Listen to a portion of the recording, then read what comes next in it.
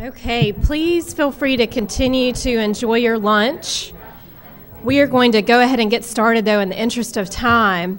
Deborah Torrance with the North Carolina Institute for Child Development Professionals, Anna Carter with the Division of Child Development, and Aaron Lyons, also with the Institute for Child Development Professionals, have been kind enough to join us today. And I just want to be sensitive to their schedule because they are stepping out of another conference as well and are taking their lunch break to join us today.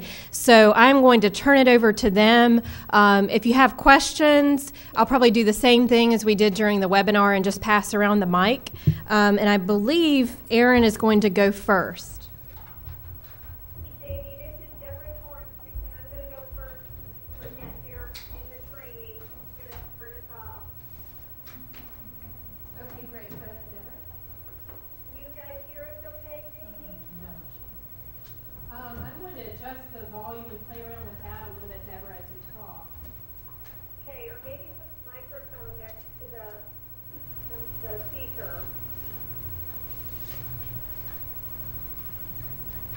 Good afternoon, everyone. My name is Deborah Torrance. I'm the director of the North Carolina Institute for Child Development Professionals.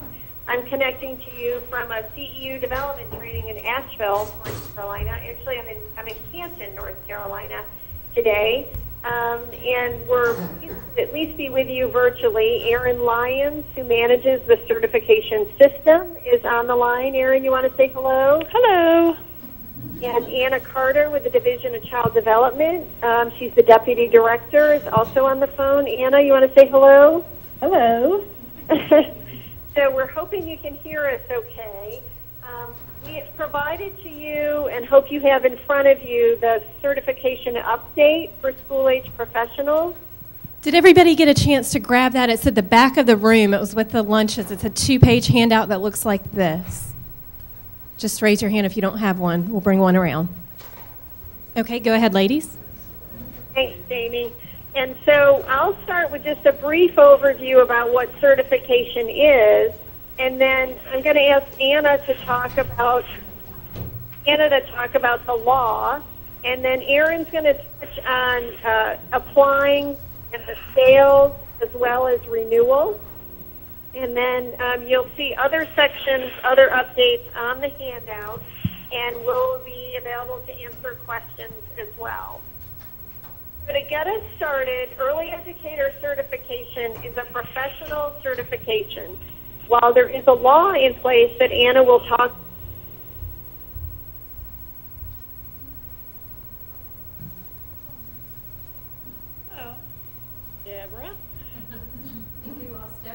Amy? Oh, there she is. Yeah, it just cut out all of a sudden. Okay, I'm back. So Early Educator Certification is a field-wide professional certification. The law has been put in place through the legislature to support professionalizing our field. And so while the law exists to emphasize certification, it's not the reason to be certified. The reason is because we are professionalizing our field. Just like all other professions have certifications, hairdressers, plumbers, even chicken dealers have a certification. So we're catching up.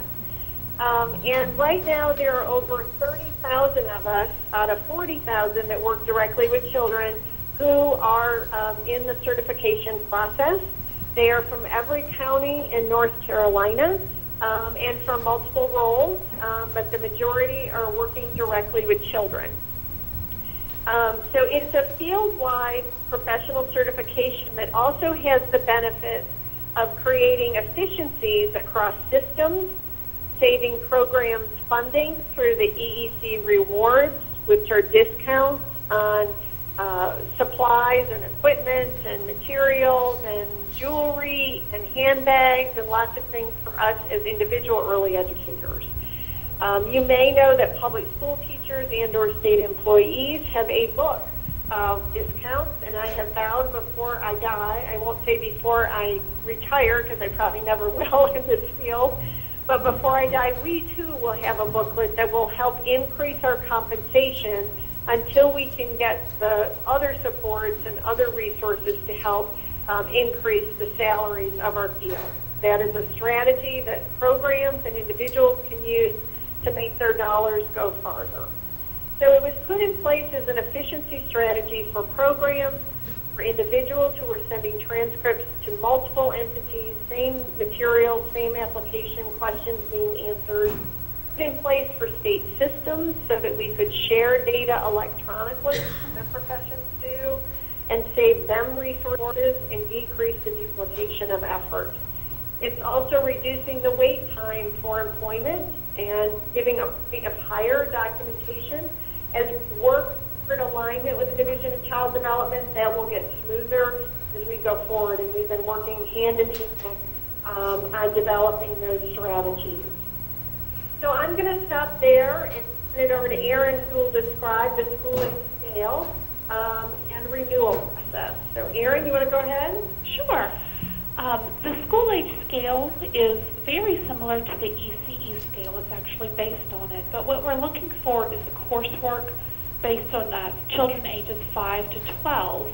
Once a person has at least 6 hours semester credits in courses focused on children ages 5 to 12, we look also at those focused on younger children as well.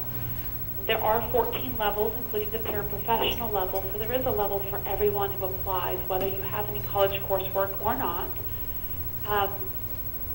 When somebody does have a degree, we look beyond the degree title. So we have a degree in this, we look at the courses that made up that degree, because that individual may have taken some education courses along the way. So we really do look beyond just what the title of the degree is.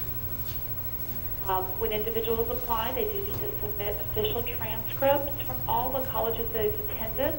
If they have not attended college and don't have college coursework yet, just make sure that's indicated on the application so that we know the application is complete with just the application and the $50 certification fee. Now, the renewal requirements on the school age scale were recently updated. It is either 3 CEUs or 2 semester credits for an individual to renew their certification. And they have either 3 or 5 years to complete those requirements. Once an individual is certified, they do receive specific requirements. If somebody does not have any focused hours at all, the requirement is that they take extra credits, and CEUs are not an option at that point. But it's really important that when individuals get their certification letter and certificate, that they read the details of the letter that apply to them and what they're eligible to do to meet the renewal requirements.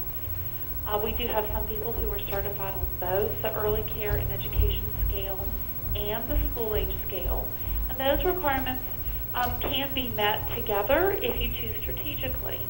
In most cases, if you're going to take semester credits, courses in education may meet the requirements for both scales, and CEU should always meet the requirements for both scales. And the ECE scale requirements are 6 CEUs, or 4 semester credits, or a combination of the two. So those certified on both scales don't necessarily then have to complete 9 CEUs or 6 semester credits. We don't add those up. So that's just touching on it. There's probably more details somebody might want questions later. We do have information on our website about.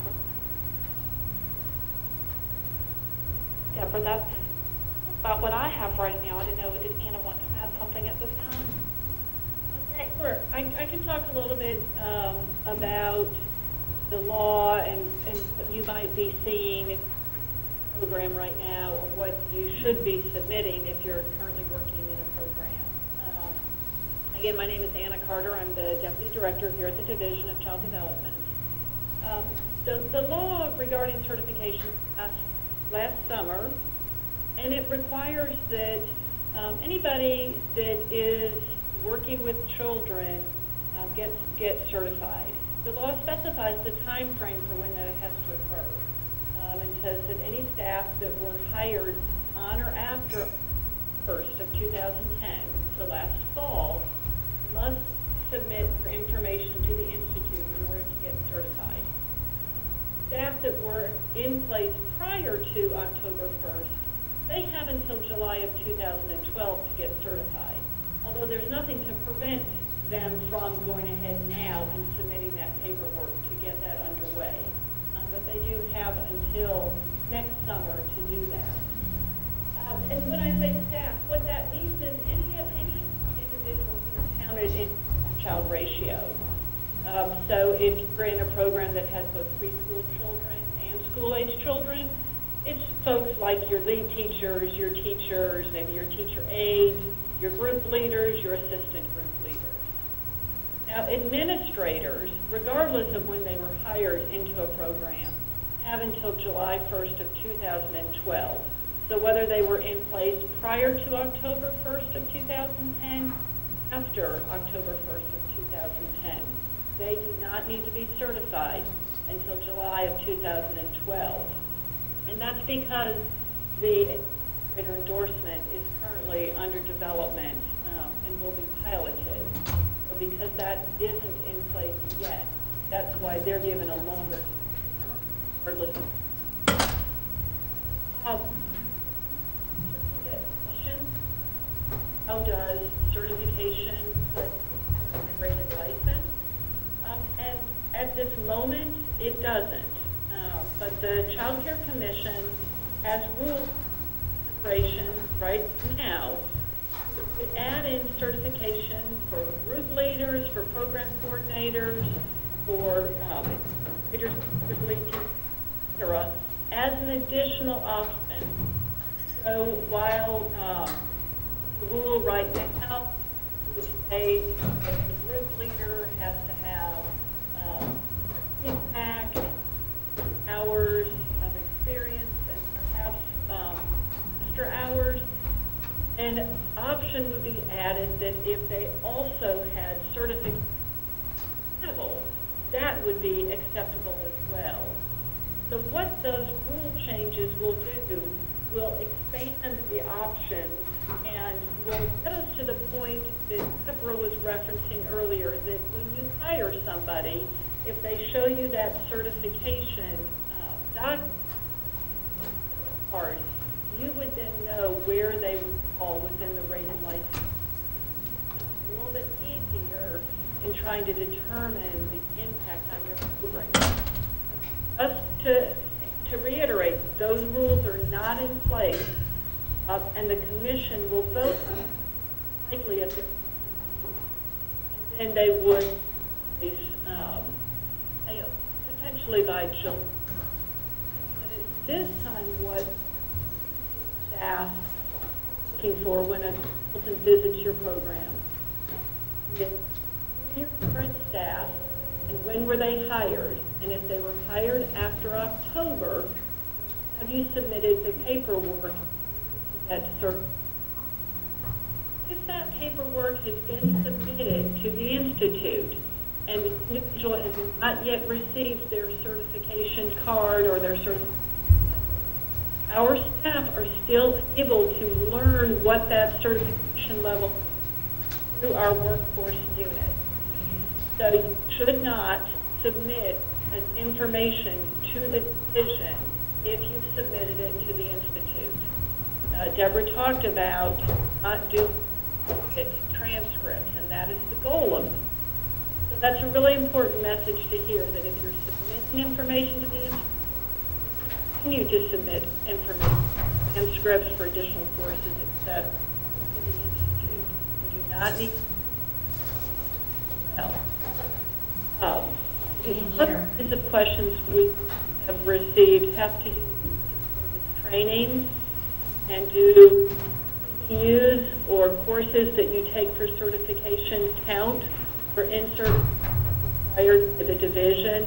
And the answer would be yes. If those are within the 9 content areas, as they most likely will be, then they would also count for your in-service training. However, the division still require annual training.